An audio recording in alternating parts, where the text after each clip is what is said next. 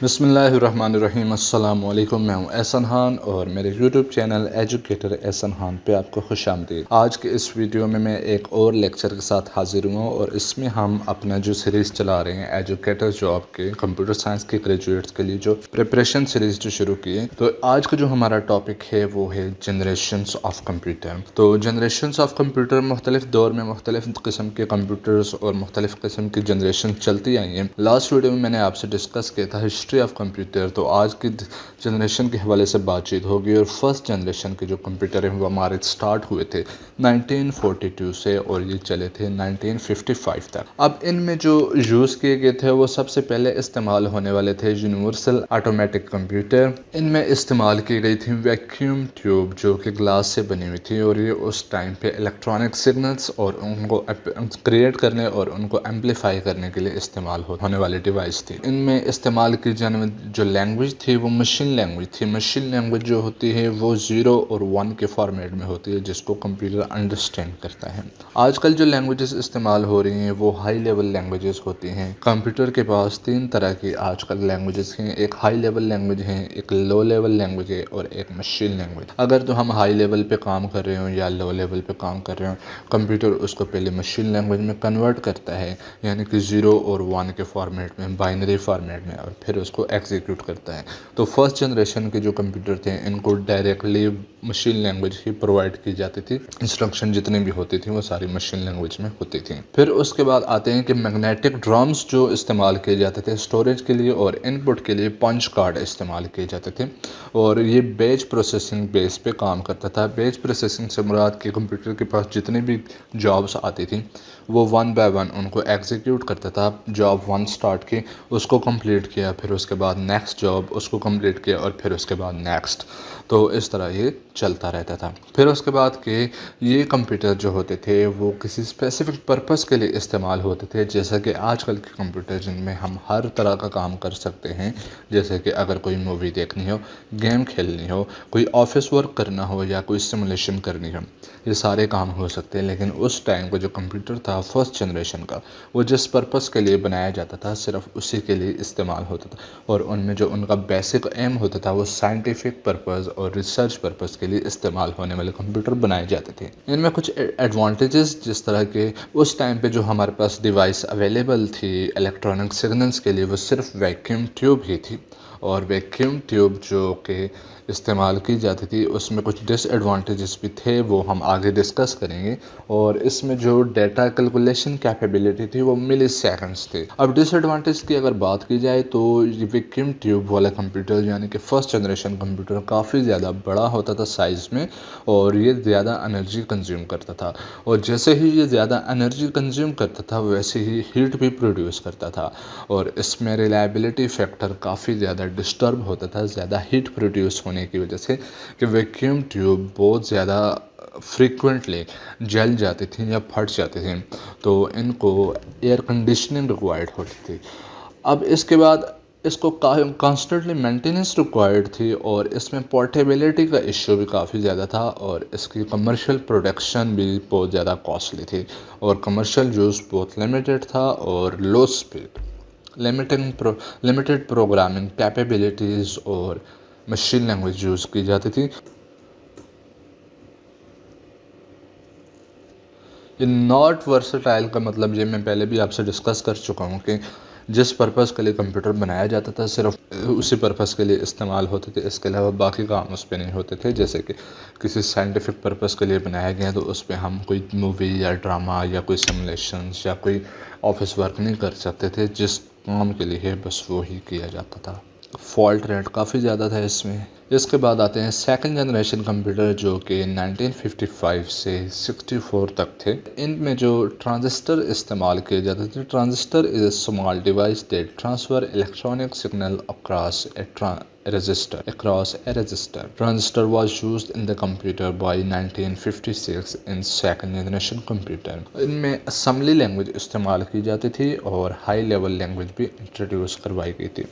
اب assembly language جو ہے وہ لو لیول لینگویج ہے اور فورٹران ایک ہائی لیول لینگویج ہے۔ ہم نے فرسٹ جنریشن کمپیوٹر میں پڑھا کہ ہم نے مشین لینگویج استعمال کی جو کہ بائنری فارمیٹ میں ہوتی ہے۔ اب اس کے بعد لو لیول لینگویج جو کہ اسمبلی لینگویج ہے اور اس میں اسمال کی ورڈز استعمال کیے جاتے ہیں جو کہ کمپیوٹر ان کو پہلے بائنری فارمیٹ میں کنورٹ کرتا ہے اور پھر ان کو ایگزیکیوٹ کرتا ہے۔ اب اگر بات کی جائے ہائی لیول لینگویج کی تو اس میں چھوٹے چھوٹے ورڈز ہوتے ہیں جو کہ لینگویج میں استعمال ہوتے ہیں اور یہ ہیومن لینگویج کے قریب ترین ہوتی ہے۔ ہم جب آگے جا کر لینگویجز کے بارے میں پڑھیں گے تو ان چیزوں کی ڈیٹیل بھی آپ سے شیئر کروں گا۔ بیچ پروسیسنگ فرسٹ جنریشن میں جو استعمال کی جاتی تھی تو سیکنڈ جنریشن میں بیچ پروسیسنگ کے ساتھ ساتھ ملٹی پروگرامنگ بھی انٹروڈیوس کروائی گئی تھی۔ اب ملٹی پروگرامنگ کا فنکشن یہ ہوتا ہے کہ جب ہم کمپیوٹر کو ملٹیپل جابس اسائن کرتے ہیں تو جاب 1 کا ایک پورشن ایگزیکیوٹ کیا جاتا ہے، پھر اس سے سوئچ کیا جاتا ہے جاب 2 کی طرف اور اس کا ایک پورشن ایگزیکیوٹ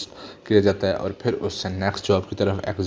ایگزیکیوشن سوئچ کی جاتی ہے۔ تو اس طرح تھوڑے تھوڑے پورشنز تمام جاب کے ایگزیکیوٹ کیے جا رہے ہوتے ہیں، لیکن یوزر کو یہ فیل ہو رہا ہوتا ہے کہ ساری جابس ایٹ اے ٹائم رن ہو رہی ہیں۔ تو یہ سوئچنگ والا جو کام تھا یہ فیسلٹی تھی ملٹیپل پروگرامنگ آپریٹنگ سسٹم میں جو کہ سیکنڈ جنریشن میں انٹروڈیوس کروائے گئے تھے۔ ان کے ساتھ پرنٹر بھی استعمال ہونے لگا تھا۔ یہاں پہ ان کے کچھ ایڈوانٹیجز جیسے کہ ان کا فرسٹ جنریشن کی نسبت سائز کم ہو گیا تھا کمپیوٹر کا اور ریلائبلٹی والا فیکٹر امپروو ہوا اور انرجی ایفیشنسی بھی یہاں پہ آ گئی۔ پہلے ہم نے ویکیوم ٹیوب یوز کی تھی جو لیس ایفیشنٹ تھی اور ٹرانزسٹر اس کے مقابلے میں زیادہ ایفیشنٹ ثابت ہوئے۔ ہیٹ والا فیکٹر بھی یہاں پہ کم ہو گیا جس کی وجہ سے ان کو کمرشل یوز کیا جانے لگا، لیکن پھر بھی اس میں کافی زیادہ مسائل تھے، وہ ڈس ایڈوانٹیج میں ہم ڈسکس کر لیں گے۔ سپیڈ امپروو ہوئی اور پہلے ہم نے جو دیکھا کہ ملی سیکنڈز کے بجائے یہاں پہ مائکرو سیکنڈز میں پروسیسنگ ہونے لگی اور peripheral devices like tape drive, magnetic disk اور لائن پرنٹر جو استعمال کیے جاتے ہیں ان کو ایکسیسیبلٹی فاسٹر ہو گئی۔ مشین لینگویج کے بجائے اسمبلی لینگویج استعمال ہونے لگی اور ایکوریسی والا فیکٹر بھی امپروو ہو گیا یہاں پہ۔ اب ڈس ایڈوانٹیج کی اگر بات کی جائے تو ایئر کنڈیشننگ جو ہمیں ویکیوم ٹیوب کے لیے ریکوائرڈ ہوتی تھی یہاں پہ وہ ہمیں کم ریکوائر ہوتی ہے، لیکن پھر بھی ایئر کنڈیشننگ کی ریکوائرمنٹ برقرار رہی۔ اس کے بعد آتے ہیں مینٹیننس کی طرف تو وہ بھی کافی زیادہ ریکوائر تھی۔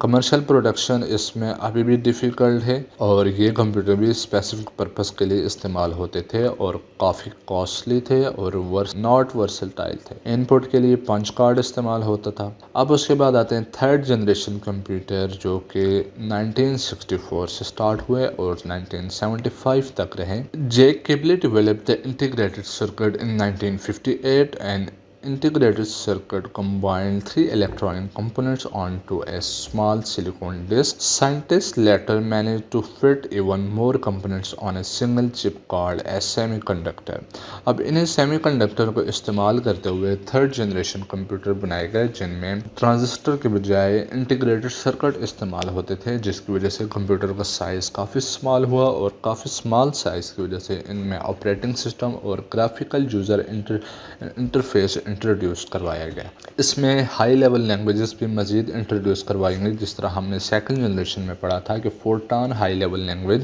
استعمال کی گئی تھی، لیکن یہاں پہ پاسکل اور کوپول بھی انٹروڈیوس کروائی گئی۔ اس کے علاوہ ان پٹ کے لیے کی بورڈ اور آؤٹ پٹ کے لیے مانیٹر استعمال کیے جانے لگے، لیکن اس کے پیچھے جو سیکنڈ جنریشن یا فرسٹ جنریشن کی اگر بات کی جائے تو ان پٹ کے لیے پنچ کارڈ استعمال کیے جاتے تھے۔ یہاں پہ ٹائم شیئرنگ اور ریئل ٹائم آپریٹنگ سسٹم بھی انٹروڈیوس کروائی گئی۔ یہاں پہ آپ نے کمپیریزن دیکھنا ہے کہ جو فرسٹ جنریشن تھی اس میں بیچ پروسیسنگ ہوتی تھی، سیکنڈ جنریشن میں ملٹی پروگرامنگ، اب ٹائم شیئرنگ اور ریئل ٹائم۔ اب ٹائم شیئرنگ میں یہی ہوتا ہے جو میں آپ کو سیکنڈ جنریشن میں بتا چکا ہوں کہ مختلف جابس کے درمیان ٹائم کے حوالے سے ریسورس شیئر کیے جا رہے ہوتے ہیں اور یوزر کو یہ لگ رہا ہوتا ہے کہ میرے سارے جابس ایٹ اے ٹائم رن ہو رہے ہیں۔ اب نئی چیز اس میں جو شامل کی گئی تھی وہ real time operating system. Real time function یہ ہوتا ہے کہ ہمارے پاس ڈیٹا ریئل ٹائم آ رہا ہوتا ہے۔ اس کے ایگزامپل میں آپ کو اس طرح دے سکتا ہوں کہ جس طرح ویدر فور کاسٹنگ کے لیے استعمال ہونے والا جو سسٹم ہے تو وہ اس کو ریئل ڈیٹا مل رہا ہوتا ہے اور اس کی بیس پہ وہ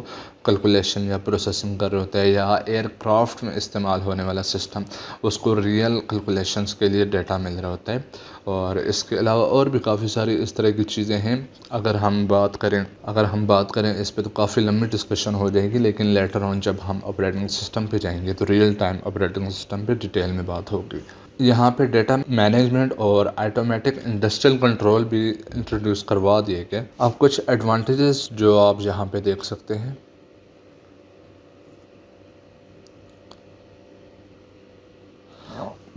اب اس کی کیلکولیشن سپیڈ جو تھی وہ نینو سیکنڈز تک پہنچ گئی، جبکہ سیکنڈ جنریشن کمپیوٹر میں وہ مائکرو سیکنڈز تھی اور فرسٹ جنریشن کمپیوٹر میں وہ ملی سیکنڈز تھی۔ اب سیکنڈ جنریشن اور فرسٹ جنریشن میں ایئر کنڈیشننگ استعمال کی جاتی تھی، لیکن تھرڈ جنریشن میں ایئر کنڈیشن کے بجائے فین استعمال ہونے لگی ہیٹ کو ڈسچارج کرنے کے لیے۔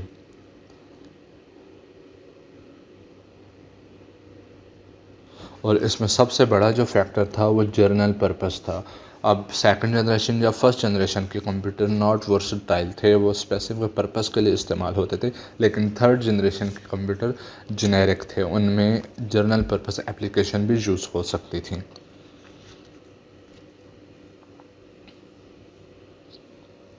اس کے علاوہ versatile to up to some extend اور لیس ایکسپینسو۔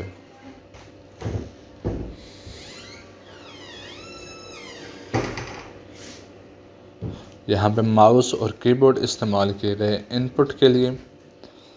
اور کچھ ڈس ایڈوانٹیجز جیسا کہ air conditioning was required, air conditioning کے ساتھ ہی فین بھی استعمال کیا گیا، جس میں ایئر کنڈیشننگ کی جو ضرورت تھی وہ اس میں کمی آئی، اور اس کے ساتھ ہی اس میں آئی سی چپس کو کریٹ کرنے کے لیے کافی زیادہ سوفسٹیکیٹڈ ٹیکنالوجی ریکوائرڈ تھی۔ اس کے بعد آتے ہیں فورتھ جنریشن کمپیوٹر، جو کہ 1975 سے آنورڈ ابھی تک یوز ہو رہے ہیں، اور ان میں مائکرو پروسیسر استعمال کیے گئے، جو کہ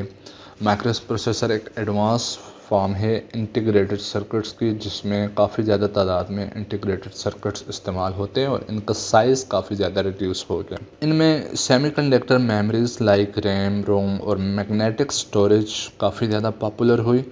اور اس میں local area network and MAN metropolitan area network, یہ لوکل ایریا نیٹ ورک اور میٹروپولیٹن ایریا نیٹ ورک اس میں ہم ڈیٹیل میں بات کریں گے جب ہم نیٹ ورکس والی سائٹس پہ جائیں گے، آگے والی ویڈیوز میں وہ بھی آپ کو اویلیبل ہوں گی، لیکن ابھی کے لیے میں آپ کو بتا دیتا ہوں کہ لوکل ایریا نیٹ ورک ایسا ایک نیٹ ورک ہے جو اسپیسیفک بلڈنگ کے اندر اگر ایک نیٹ ورک کی ایگزامپل لے لی جائے تو وہ ایک لوکل ایریا نیٹ ورک ہے، لیکن کسی اسپیسیفک ایریا میں استعمال ہونے والا لائک کسی سٹی کے درمیان ایک نیٹ ورک جو اسٹیبلش کیا جاتا ہے، یا کسی آرگنائزیشن کے اندر ایک استعمال ہونے والا اسمال ایریا نیٹ ورک جو کسی اسپیسیفک ریجن کو ریپرزینٹ کر رہا ہوتا ہے، وہ میٹروپولیٹن ایریا نیٹ ورک کہلاتا ہے۔ اس کی ایگزامپل میں آپ کو ایسے دے سکتا ہوں کہ جس طرح سے وائی میکس کا اگر آپ نے نام سنا ہو، کہ جو کسی اسپیسیفک سٹی کو کوریج دے رہا ہوتا ہے، وہ ایک مین کی ایگزامپل ہے۔ اور لین کی ایگزامپل اگر استعمال کی جائے تو کسی یونیورسٹی کے اندر اسٹیبلش کیا گیا نیٹ ورک جو ہوتا ہے وہ لین کہلاتا ہے۔ ٹائم شیئرنگ، ریئل ٹائم اور ڈسٹریبیوٹڈ کمپیوٹنگ۔ اب تھرڈ جنریشن میں ریئل ٹائم فیسلٹی تھی، لیکن یہاں پہ فورتھ جنریشن میں ڈسٹریبیوٹڈ کمپیوٹنگ بھی انٹروڈیوس کروائی گئی۔ اب یہ ڈسٹریبیوٹڈ کمپیوٹنگ میں ہم ڈیٹیل میں بات کریں گے، لیکن یہاں پہ آپ کو مختصراً بتا دیتا ہوں کہ آپ کو میں ایک ایگزامپل دیتا ہوں کہ ہمارے پاس گوگل سرور جو کہ لوکیٹڈ ہے پاکستان میں، ایگزامپل دے رہا ہوں، پاکستان میں، انڈیا میں، دبئی میں، تو یہ 3 جگہوں پہ گوگل سرور اویلیبل ہے۔ اب ایک یوزر پاکستان سے ایکسیس کرے گا تو اس کو لوڈ بیلنسنگ کے تحت پاکستان سے ہی سروس پرووائڈ کر دی جائیں گی، لیکن ایک یوزر جو کہ انڈیا سے ایکسیس کرے گا اس کو انڈیا سے ہی پرووائڈ کر دی جائیں گی سروسز، اور دبئی والا یوزر دبئی کے سرور کو ہی ایکسیس کر لے گا۔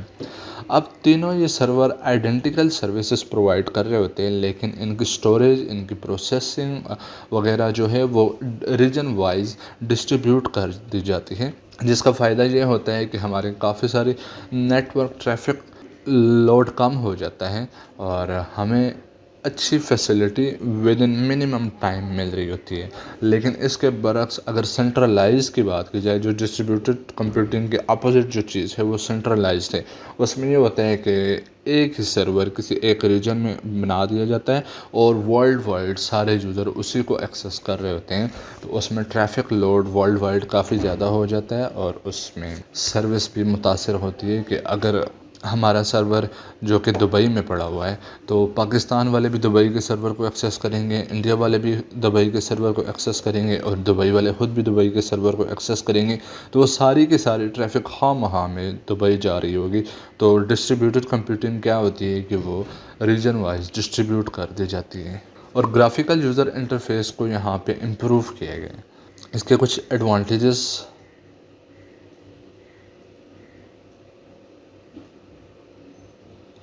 اب اس میں اگر آپ دیکھیں تو ایئر کنڈیشننگ والا فیکٹر یہاں پہ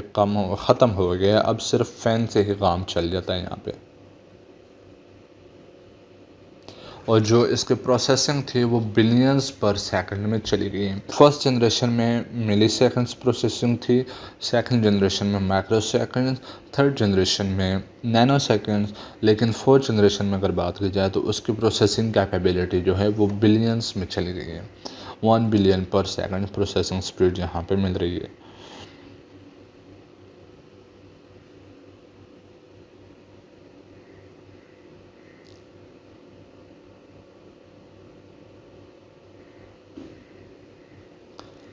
اب ففتھ جنریشن کی بات کی جائے تو یہ ابھی ریسرچ ان پروگریس ہے، اور اس میں آرٹیفیشل انٹیلیجنس کو انٹروڈیوس کروایا گیا، جس میں مشین کی یا کمپیوٹر کی یا چاہے وہ ایک روبوٹ ہے اس کی سیلف لرننگ ہو رہی ہوتی ہے ریزننگ اینڈ جنرلائزیشن کے تحت، جس طرح ایک انسان ریئل انوائرمنٹ اور سینیریو کے مطابق ایکٹ کرتا ہے سیلف لرننگ اور مینٹل ریزننگ کو یوز کرتے ہوئے، تو یہ کمپیوٹر میں بھی ایک ایسی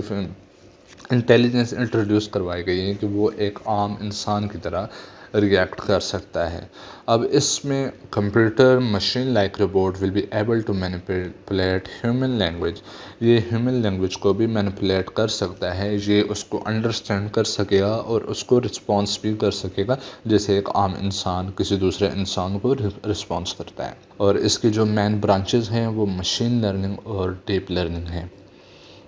اس میں جاپان کا کافی زیادہ کام ہو رہا ہے، اور ابھی جو سائنٹسٹ اس پہ کام کر رہے ہیں وہ اس کی اسپیڈ کو امپروو کر رہے ہیں، اور اس میں high level real IQ level introduce کروانے کی کوشش کی جا رہی ہے۔ اس میں کافی زیادہ کام ہو چکا ہے اور کافی زیادہ اس میں یوز بھی ہو رہا ہے مختلف انڈسٹریز میں۔ اس میں کسی اگلے ٹاپک پہ مزید ڈسکس کریں گے، یہاں تک اتنے ہی۔ تھینک یو فار واچنگ، اللہ حافظ۔